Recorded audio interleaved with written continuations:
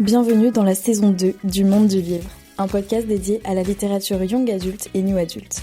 Entrez dans ma bibliothèque, je suis Mévéna et je suis ravie de vous accueillir dans mon univers. Ici, on parle de romans à travers mes recommandations, des critiques de livres, des interviews d'auteurs, mais aussi des échanges avec des lecteurs passionnés autour de débats.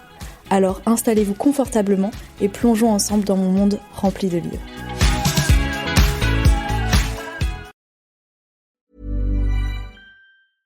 Un simple swipe peut tout changer.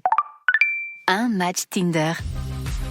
Et j'ai pas seulement rencontré quelqu'un, on a aussi déniché un resto italien de folie. Et maintenant le foot, c'est devenu notre truc. Je l'avais pas vu venir. Découvrez des possibilités inattendues avec Tinder. Quelle que soit la destination, tout commence avec un swipe. Télécharge Tinder dès maintenant. Bonjour à tous et bienvenue dans un nouvel épisode du Monde du Livre. Aujourd'hui, on se retrouve pour un nouvel épisode critique. Je sais, ça fait beaucoup de fois, j'ai l'impression que j'en fais, mais en ce moment, je ressens plus le besoin d'en faire. Je sais pas si vous aimez, si vous préférez d'autres types d'épisodes. En tout cas, n'hésitez pas, si vous avez des suggestions, à m'envoyer un message sur Insta. C'est toujours dans la description de l'épisode qu'il y a mon Instagram. Aujourd'hui, je vais vous parler d'un livre dont j'ai tellement entendu parler sur les réseaux sociaux en 2024, Powerless de Lauren Roberts. Déjà, comme j'en ai beaucoup entendu parler, forcément j'avais des attentes assez hautes et en même temps, généralement quand j'entends beaucoup parler d'un livre, j'ai des attentes assez hautes, mais en même temps je sais que généralement il y a de fortes chances aussi pour que ce soit une déception. Donc on va dire que je m'attendais à ce que ce soit bien, mais sans plus, parce que j'avais pas envie d'être déçue. Et vous allez voir, ça a pas été une déception pour moi. Donc dans Powerless, on va suivre l'histoire de Paydin, qui est une fille qui n'a aucun pouvoir dans une société où en fait il y a les élites qui ont des pouvoirs et tous les gens qu'on appelle des ordinaires sont chassés et tués pour préserver cette société-là. Déjà, je vais vous lire le synopsis pour commencer, comme d'habitude. Seuls les êtres extraordinaires ont leur place au royaume d'Ilia. Seuls ceux qui disposent d'un pouvoir ont le droit de vivre. Paydin fait partie des ordinaires, chassés et tués pour préserver cette société d'élite. Son existence même est un crime. Pour survivre, Paydin se prétend médium et mène une vie de voleuse dans les bas-fonds. Elle parvient à faire profil bas jusqu'au jour où elle sauve sans le savoir l'un des princes d'Ilia. Elle est alors choisie pour les épreuves de la purge. Une compétition brutale pour mettre en valeur les pouvoirs des élites, dont elle est entièrement dépourvue. Si les épreuves ne la tuent pas, le prince Kay le fera lui-même lorsqu'il découvrira ce qu'elle est. Il est le futur exécuteur, le bourreau des innocents, le chasseur d'ordinaires. Elle est la menace qu'il est chargé d'anéantir. Tomber amoureux est peut-être ce qui pourrait leur arriver de pire. Bon, déjà ça annonce la couleur et comme d'habitude je vais vous décrire thème par thème ce que j'ai pensé du roman. D'ailleurs n'hésitez pas à me dire si ce format vous convient ou si vous trouvez ça redondant. Voilà, j'aime bien avoir vos retours. Non, vraiment, n'hésitez pas à m'envoyer des messages sur Instagram. En plus, je réponds à tout le monde. Alors, le premier thème que l'on va aborder, c'est, comme d'habitude, le style d'écriture. Je pense que ça va être un des thèmes sur lequel je vais aller assez rapidement parce que le style d'écriture, j'ai pas grand chose à dire. Franchement, il est super fluide. J'ai lu ce livre vraiment tout d'un coup, en une traite, un gros coup de cœur pour moi.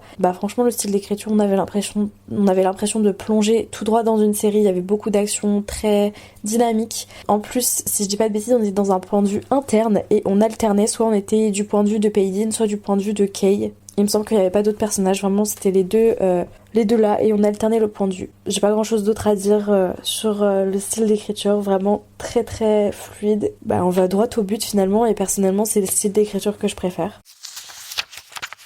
Donc ensuite on va passer aux personnages. Donc pour les personnages, je vais commencer déjà par Paydin, bien sûr. Ah oui, d'ailleurs désolée pour ma voix ou si je parle un petit peu du nez, en fait je suis complètement malade. Voilà, mais je vous enregistre quand même un podcast. Retenez bien ça. Pardon, donc les personnages. Paydin, moi je l'ai beaucoup aimée parce que tout simplement en fait elle est née dans un monde sans pouvoir. Elle a perdu son père très jeune. Ça on le sait dès le début donc je vous précise que c'est pas un spoil. Mais elle a perdu son père très jeune. Elle a appris en fait à survivre en n'ayant aucun pouvoir et elle se fait passer pour une médium. Et en fait je trouvais ça trop stylé parce que du coup elle fait genre qu'elle a un pouvoir simplement en devinant des choses sur les gens.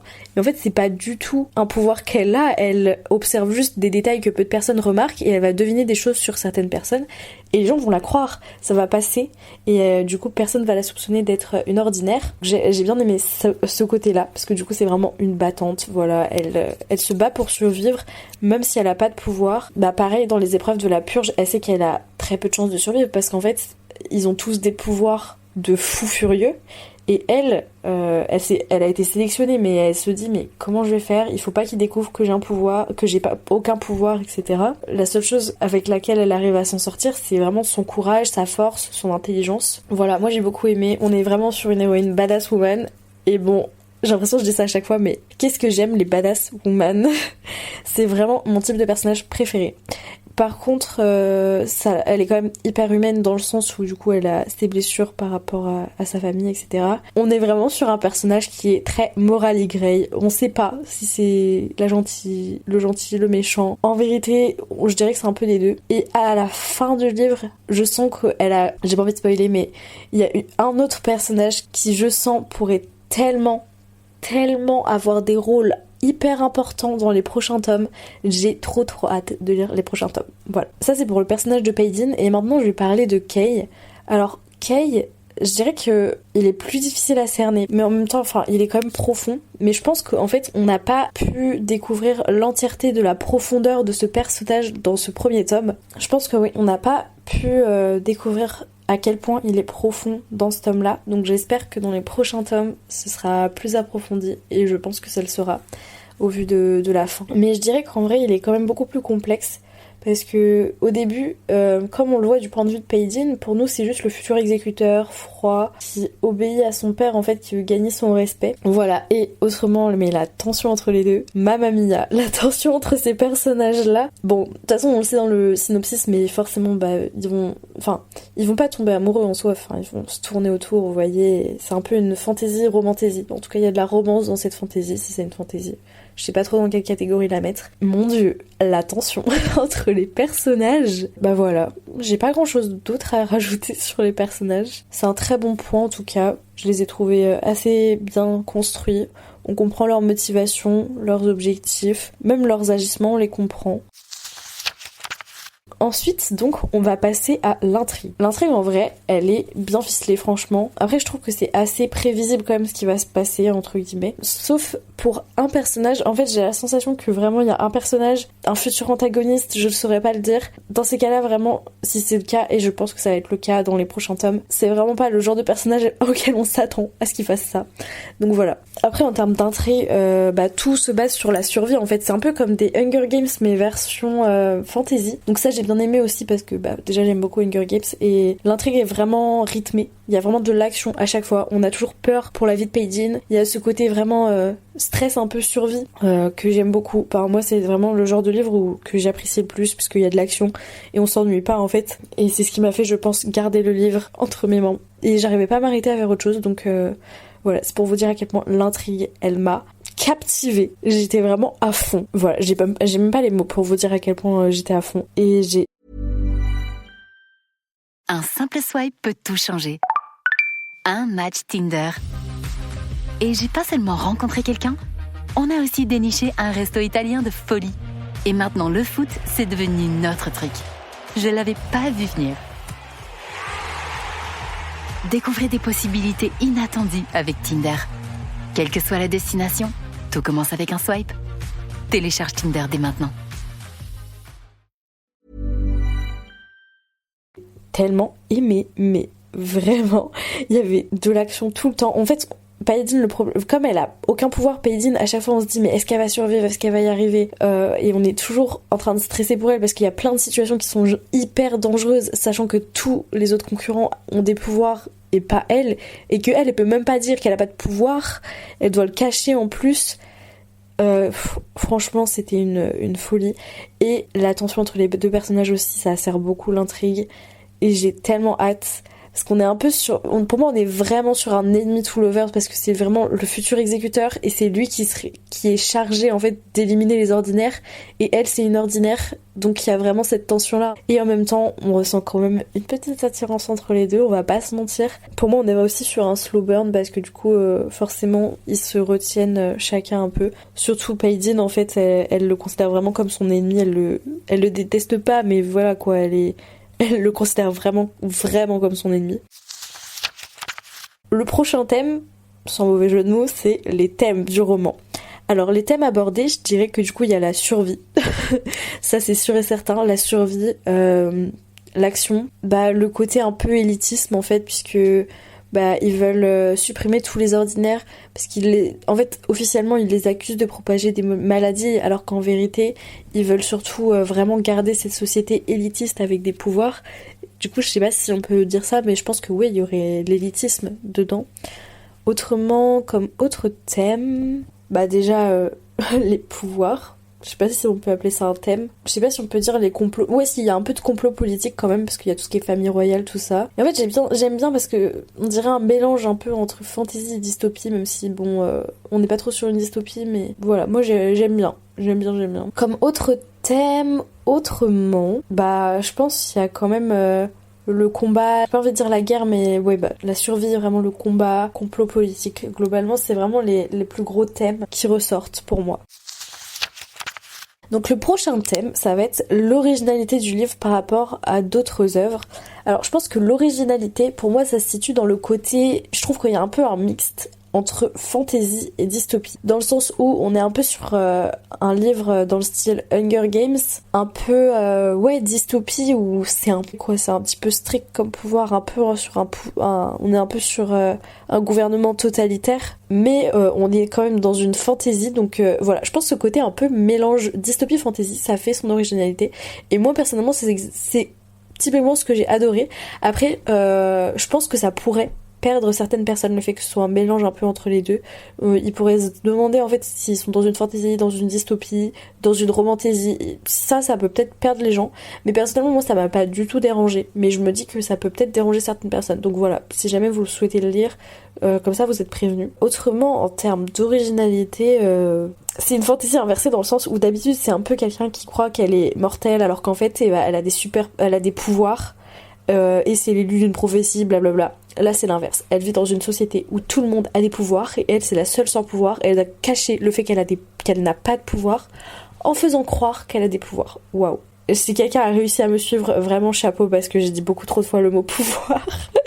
Désolée pour ça. Mais voilà, du coup j'ai bien aimé parce que c'est un mélange entre fantasy, dystopie et un peu de romance. Et en même temps, c'est un peu les clichés des fantaisies à l'inverse, pris à l'envers en fait. C'est au lieu d'être l'élu d'une prophétie, c'est la fille qui n'a aucun pouvoir. Donc voilà, ça, gros point fort, j'ai beaucoup aimé.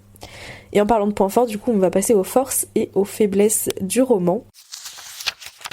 Alors pour moi les forces du roman ça va vraiment être l'action. Pour moi vraiment l'intrigue c'est vraiment le gros point fort. Il y a tellement tout le temps un rebondissement, tout le temps une action.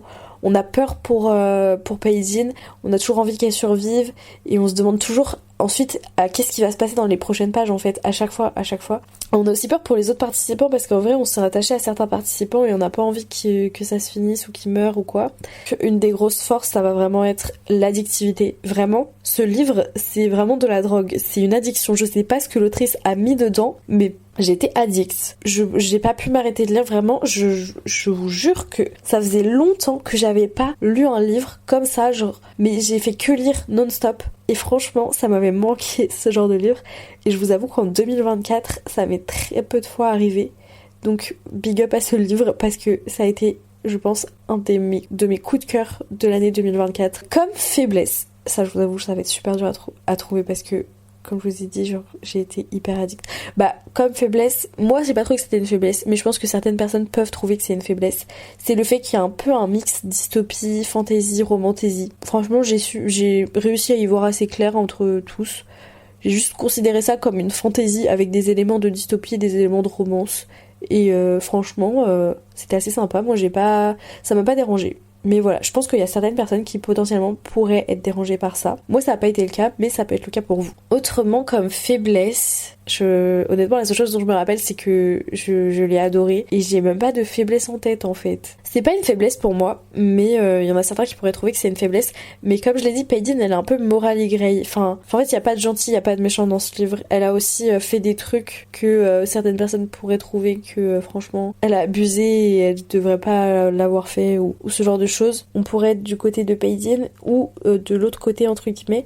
Et en fait, on saurait pas qui est le gentil, qui est le méchant. C'est ça que j'aime bien, c'est que les personnages sont vraiment ni tout noir, ni tout blanc. Enfin, il y a un peu de bien et un peu de mal dans chacun des personnages. Et ça fait vraiment partie du roman. Et Paydin, pour le coup, c'est le personnage principal, mais elle a aussi beaucoup de torts. Ça la rend très humaine aussi, moi j'ai trouvé. Mais je pense que ça pourrait être une faiblesse pour certaines personnes, parce que honnêtement, elle a fait des choses un peu horribles. En fait, je suis en train de vous dire que depuis le début, en fait, j'adore les méchants, mais c'est pas grave. Écoutez, on arrive à la fin. J'espère que cet épisode vous aura plu.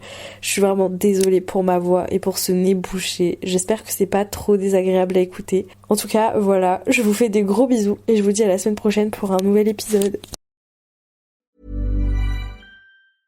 Un simple swipe peut tout changer. Un match Tinder. Et j'ai pas seulement rencontré quelqu'un, on a aussi déniché un resto italien de folie. Et maintenant le foot, c'est devenu notre truc. Je l'avais pas vu venir. Découvrez des possibilités inattendues avec Tinder. Quelle que soit la destination, tout commence avec un swipe. Télécharge Tinder dès maintenant.